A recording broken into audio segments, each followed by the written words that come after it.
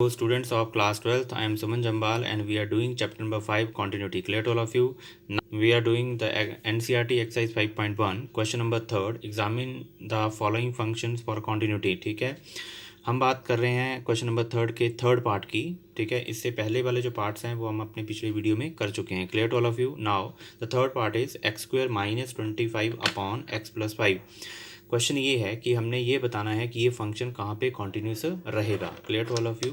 तो देखिए, सबसे पहले तो हमें ये चेक करना पड़ेगा कि ये अनडिफाइंड कहाँ पे होता है. तो अगर हम डिनोमिनेटर में x की वैल्यू -5 पुट करें तो ये फंक्शन अनडिफाइंड हो जाएगा, इसका डिनोमिनेटर 0 हो जाएगा और ये अनडिफाइंड हो जाएगा. ठीक है, इट मीन्स कि डोमेन जो होगी इस फंक्शन की उसमें कंप्लीट रियल नंबर आएंगे, बट उसमें हम -5 पुट नहीं कर पाएंगे. Clear to all of you? क्योंकि -5 को निकालना पड़ेगा वहाँ से, क्योंकि अगर हम -5 यहाँ पुट करते हैं तो डिनोमिनेटर 0 बनता है उस केस में. Clear to all of you? Next one is, अब हमने इस फंक्शन की क्वांटिटी को चेक करना है किसी भी एक पॉइंट के ऊपर, डोमेन के विद इन द डोमेन में किसी भी एक पॉइंट के ऊपर, बट वो पॉइंट -5 नहीं होना चाहिए. Clear to all of you? तो लेते हैं, लेट ए बिलोंग करता है domain of F, B any arbitrary point है, B any arbitrary point. Clear to all of you? अब बात करेंगे हम limit x approaches to a, f of x is equal to limit x approaches to a x² - 25 है यहाँ पे, और 25 को मैं लिख रहा हूँ 5 का स्क्वायर अपॉन x + 5, और ये बनेगा limit x approaches to a, ये a² - b². तो इसको लिख लेंगे x - 5 and x + 5, a + b and a - b divide by x + 5. अब x + 5 से x + 5 जो है वो कैंसिल आउट हो जाएगा. हमारे पास वैल्यू आएगी limit x approaches to a, और यहाँ पे x - 5. अब डिनोमिनेटर इसका 1 है तो डायरेक्ट लिमिट सब्स्टिट्यूट कर सकते हैं, that is a - 5. Clear to all of you?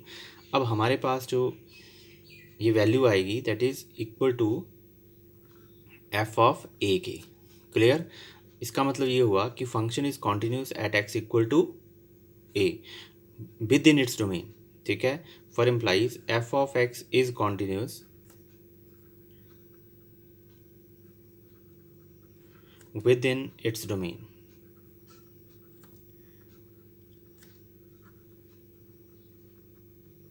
Clear to all of you? तो ये फंक्शन जो है बच्चे वो कॉन्टिन्यूस रहेगा every point of its domain, अपनी डोमेन के हर पॉइंट के ऊपर ये कॉन्टिन्यूस रहेगा. Clear to all of you? Now the next part of fourth part of question number 3rd is F X equal to mod of x - 5.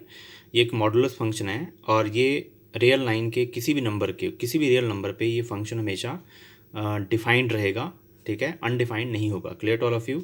इसका मतलब domain जो है इस फंक्शन की that is R, complete real line. ठीक है, इस function को जब हम डिफाइन करेंगे, f ऑफ x हमारे पास दिया हुआ है, तो इसको मॉड ऑफ x - 5 को, फंक्शन को हम इसको लिख देंगे. देखिए, ये नेगेटिव कब होगा? When this function is negative, जब x की वैल्यू जो है वो 5 से छोटी हो जाएगी. ठीक है, clear to all of you? 5 या 5 से छोटी होगी तो ये फंक्शन जो होगा 5 से छोटी हो जाएगी, then this function is negative. Modulus जो होता है वो हमेशा 2 वैल्यूज़ देता है, एक नेगेटिव और एक पॉजिटिव. देखो, नेगेटिव कब होगा? When x is less than 5, जब x की वैल्यू 5 से छोटी होगी. ठीक है, जैसे -6 हुई. ठीक है, 5 से छोटी, जैसे 4, 2, 3, 1, 0, -1, -2, तब ये हमेशा नेगेटिव आएगा. उस केस में हम ये लिख देंगे x - 5 इज़ नेगेटिव. कब? This is equal to this when x is less than 5. और ये पॉजिटिव कब होगा? मतलब x - 5 कब होगा? ठीक है, when x is greater than equal to 5. जब x की वैल्यू 5 होगी तो ये 0, और 6 होगी तो 1. ठीक है, तो ये पॉजिटिव वैल्यू देगा जब हम x की वैल्यूज़ 5 या 5 से बड़ी पुट करेंगे. Clear to all of you? Now हम बात करेंगे x, इस फंक्शन की लिमिट्स को हम चेक करेंगे. Clear to all of you. तो देखिए बच्चे, ये जो फंक्शन है वो 5 एट एक्स इक्वल टू 5 पे ये फंक्शन चेंज हो रहा है। इसका मतलब जहाँ पे ये चेंज हो रहा है हम वहीं पे इसकी क्वांटिटी को चेक करेंगे।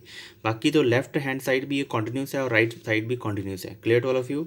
तो एट एक्स इक्वल टू 5 पे हम इस फंक्शन की क्वांटिटी को चेक करेंगे। क्लियर। तो यहाँ पे हम लेफ्ट हैंड लिमिट लेते हैं। Left hand limit means limit x approaches to 5 negative f of x. x approaches to 5 negative का मतलब हुआ x is less than 5 means यहाँ फंक्शन क्या आ जाएगा, लिमिट x अप्रोचेज टू 5 और यहाँ पे फंक्शन लेस देन 5 मतलब माइनस ऑफ x माइनस 5। अब डिनोमिनेटर 1 है, डायरेक्ट वैल्यू सब्स्टिट्यूट कर देंगे तो हमारे पास आ जाएगा यहाँ पे -5 minus 5 that is equal to 0। ठीक है। राइट हैंड लिमिट अप्लाई करेंगे। Next one is right hand limit x approaches to 5 positive. ठीक है। तो limit x approaches to 5 positive f of x is equal to limit x approaches to 5 positive means x is greater than 5। तो जब x greater than 5 होगा तो function की value आएगी x minus 5। तो यहाँ पे x माइनस 5 आ जाएगा। ठीक है। डिनोमिनेटर यहाँ पे भी 1 है तो डायरेक्ट वैल्यू पुट करेंगे, 5 minus 5 is equal to 0। Clear to all of you. Next step में हम चल रहे हैं कि at x is equal to 5 पे फंक्शन की वैल्यू क्या होगी। तो एट f ऑफ 5 कितना आएगा, that is equal to 5 at x equal to 5 पे भी फंक्शन की वैल्यू x माइनस 5 रहेगी। तो इस मीन्स कि x इक्वल टू 5 पे यहाँ पे 5 माइनस 5 इज इक्वल टू 0। तो limit x approaches to 5 negative f of x is equal to limit x approaches to 5 positive f of x is equal to f of 5। It means function is continuous at complete real line पे ये function जो है वो continuous रहेगा। For implies f of x is continuous everywhere on r। Real line के हर number पे ये फंक्शन कॉन्टिन्यूस रहेगा। Clear to all of you. तो क्या लिखेंगे हम, f of x is continuous at all a belongs to r। जितने भी रियल a होंगे, रियल नंबर के ऊपर जितने भी नंबर्स होंगे रियल लाइन के ऊपर, उन सभी पॉइंट्स के ऊपर ये फंक्शन हमेशा कॉन्टिन्यूस रहेगा। ठीक है।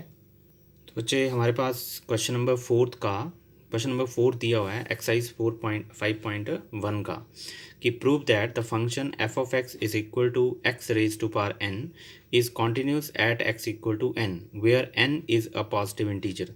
तो पॉजिटिव इंटीजर कौन से होते हैं, नेचुरल नंबर जो होंगे वो पॉजिटिव इंटीजर हैं। तो गिवन हमें दिया हुआ है, गिवन दिया है f of x is equal to x raise to power n and n जो है वो पॉजिटिव इंटीजर को बिलोंग करेगा, मतलब कैपिटल n को, नेचुरल नंबर्स को। Clear to all of you. अब हमने क्या करना है, यहाँ पे डोमेन क्या होगी इस फंक्शन की। तो देखिए ये एक पॉलिनोमियल फंक्शन है, x raise to power n is a polynomial function. तो x raise to power n जो है इज़ अ पॉलिनोमियल फंक्शन है, ये इज़ अ पॉलिनोमियल फंक्शन। तो domain of this function is equal to complete R, real line होगी। Clear to all of you.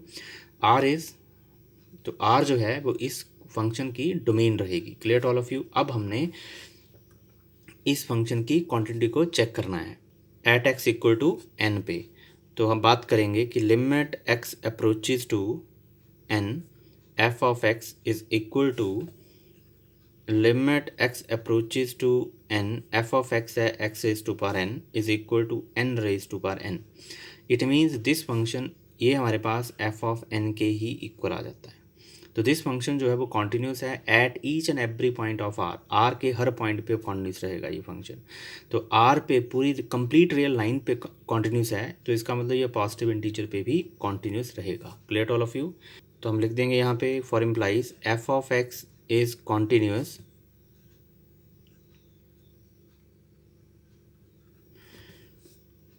f of x is continuous at n belongs to positive integer means natural number. Clear to all of you. क्योंकि ये function complete real line पे continuous है, तो जो positive integer है वहाँ तो continuous रहेगा ही। Clear to all of you. Thanks for watching.